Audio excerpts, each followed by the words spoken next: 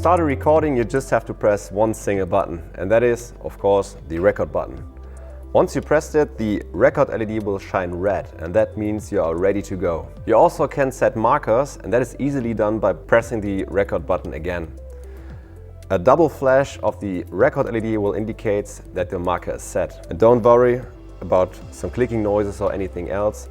Due to our click-free design, your audio will always be perfect. To stop your recording, just press the stop button.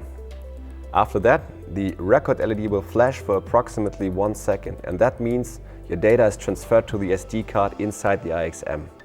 And please don't turn off the iXm while flashing, this could be the loss of your data. After the flash, your iXm is again ready for your next recording. For additional safety, you can set in the iXm admin software that the recording is just stopped by pushing the stop button twice.